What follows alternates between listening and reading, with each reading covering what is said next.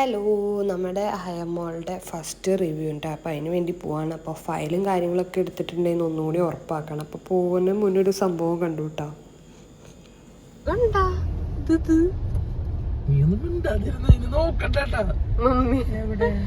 മരത്തിന്റെ ചില്ലയുടെ മീത് നോക്ക്, കുഞ്ഞു ചില്ലമ്മേ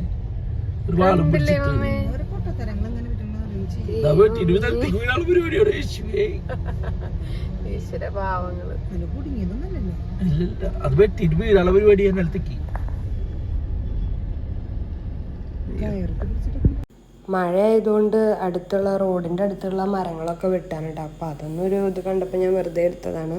അപ്പോൾ നമ്മൾ പറഞ്ഞു നമ്മുടെ ഹോസ്പിറ്റലിൽ എത്തിയിട്ടാ. ഹോസ്പിറ്റലിൽ നമ്മുടെ ഡെലിവറി ഒക്കെ കഴിഞ്ഞിട്ട് സമാധാനമായിട്ട് വീട്ടിൽ പോയിട്ട് ഇതൊരു റിവ്യൂവിന് വേണ്ടിയിട്ട് വന്നതാണ് കേട്ടോ നമ്മൾ. അപ്പോൾ അതേ നമ്മുടെ ടോക്കണൊക്കെ നമുക്ക് കിട്ടി. അതൊക്കെ നമുക്ക് ഭയങ്കര എക്സ്പേർട്ടായില്ല നമ്മുടെ ടോക്കണൊക്കെ എടുത്തിട്ട്. അപ്പോൾ അതാ മമ്മി നമ്മുടെ ഹയമോളെ പിടിച്ചിട്ട് ഇങ്ങനെ ഇരിക്കുകയാണ് നമ്മളെ വിളിക്കാൻ വേണ്ടിയിട്ടാ. അപ്പോൾ മോൾക്ക് ബ്ലഡ് ടെസ്റ്റ് ഉണ്ട്. അവൾക്ക് മഞ്ഞ വന്നിരുന്നു ഹൈക്ക്. അപ്പോൾ അയാളുടെ മഞ്ഞ ഇപ്പം എങ്ങനെയുണ്ട് അത് നോക്കാൻ വേണ്ടിയിട്ട് ബ്ലഡ് ടെസ്റ്റ് ചെയ്യണം. അപ്പോൾ അതാ അപ്പ വന്നു. അപ്പോൾ ഇങ്ങനെ ഓരോ കാര്യങ്ങളൊക്കെ അന്വേഷിച്ച് കാറ് പാർക്ക് ചെയ്തിട്ടൊക്കെ വരികയാണിട്ട്. അപ്പോൾ ഞങ്ങൾ തൊട്ട് കുറച്ച് മുന്നേ എത്തി ഇവിടെ.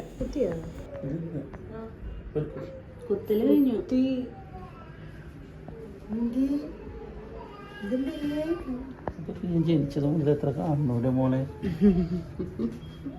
ജനിച്ചപ്പോൾ തൊട്ട് കിട്ടി തുടങ്ങിയത്.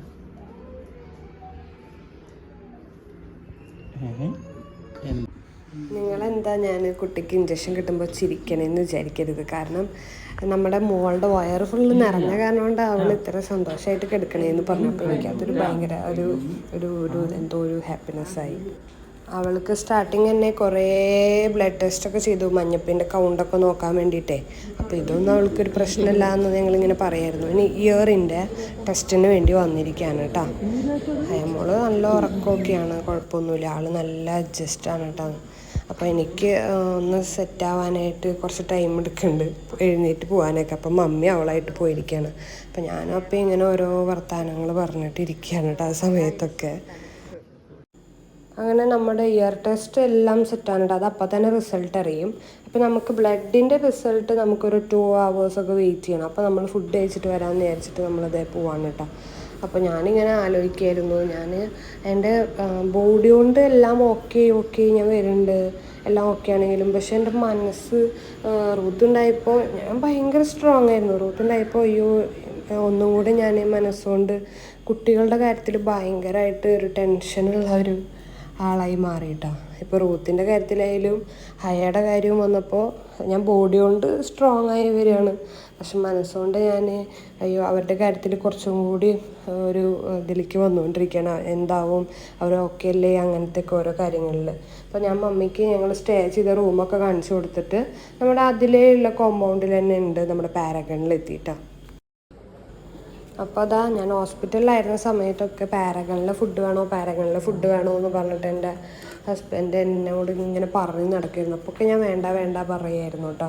അപ്പോൾ ഇപ്പോൾ അത് ഹസ്ബൻഡ് എന്നെ നിർബന്ധിച്ച് നമുക്ക് പോകണം എന്നൊക്കെ പറഞ്ഞിട്ട് സംഭവം ഞാനും ഓക്കെയാണ്. ഇനി എന്തിനാണ് ഞാൻ ഇവിടെ വേണ്ടാന്ന് വെക്കണേ. ഞാൻ മറ്റേ ഹോസ്പിറ്റലായിരുന്നപ്പോൾ ഒരു ഹോസ്പിറ്റൽ ടച്ച് കിട്ടാൻ വേണ്ടി അവിടുത്തെ ക്യാൻറ്റീനിൽ തന്നെ ഓർഡർ ചെയ്യായിരുന്നു കേട്ടോ. അപ്പോൾ അതാ നമ്മുടെ പാരഗണിലെത്തി എൻ്റെ ഫേവറേറ്റ് സാധനങ്ങളൊക്കെ ഞാൻ ഓർഡർ ചെയ്യായിരുന്നു.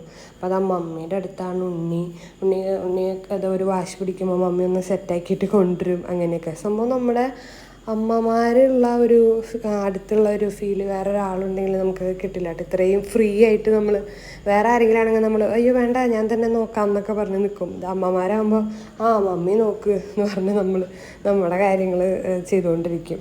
വേറെ ആരുടെ അടുത്ത് നമുക്ക് ആ ഒരു ഫ്രീയിൽ നിൽക്കാൻ പറ്റില്ല എന്ന് എനിക്കിങ്ങനെ തോന്നിയിട്ടുണ്ട്. അപ്പം ഞാൻ ഭയങ്കര ആഘോഷമായിട്ട് ഞാൻ എൻ്റെ കാര്യം നോക്കി ഫുഡൊക്കെ കഴിച്ചുകൊണ്ടിരിക്കുക.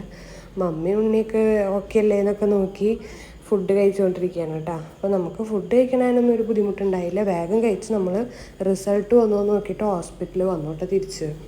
ഹോസ്പിറ്റലിലേക്ക് വരുമ്പോൾ തന്നെ ഞങ്ങൾക്ക് അറിയായിരുന്നു ബ്ലഡ് ടെസ്റ്റിൻ്റെ റിസൾട്ട് ഇപ്പോൾ ഒന്നും എത്തില്ല എന്ന്. കാരണം 2 hours അവർ പറഞ്ഞേക്കണം. ഞങ്ങളാണെങ്കിൽ വേഗം ധൃതിയിൽ ഫുഡ് കഴിച്ചിട്ട് എങ്ങാനും പെട്ടെന്ന് റിസൾട്ട് കിട്ടി കഴിഞ്ഞാൽ വേഗം വീട്ടിലേക്ക് വരാമല്ലോ എന്നുള്ള ധൃതിയിൽ ഞങ്ങൾ വന്നു കേട്ടോ. അപ്പോൾ ഈ സമയത്തൊന്നും നമ്മുടെ റിസൾട്ടിൻ്റെ കാര്യങ്ങളൊന്നും വന്നിട്ടില്ല. പക്ഷെ നമ്മുടെ വെയിറ്റ്, ഹൈറ്റ്, ലെങ്ത്ത് അങ്ങനത്തെ കാര്യങ്ങളൊക്കെ നമ്മൾ ഉണ്ണിയുടെയൊക്കെ പോയിട്ട് സെറ്റാക്കി കേട്ടോ.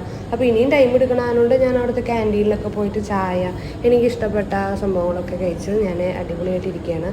ഇപ്പോൾ കുറച്ച് സമയം കിട്ടിയപ്പോൾ നമ്മുടെ അപ്പത പൊന്നു പോലെയാണ് കേട്ടോ ഉണ്ണിനെ ഇങ്ങനെ പിടിച്ചിരിക്കുന്നത്. അപ്പോൾ നമ്മുടെ റിസൾട്ടൊക്കെ ഈ സമയം കൊണ്ട് വന്നു.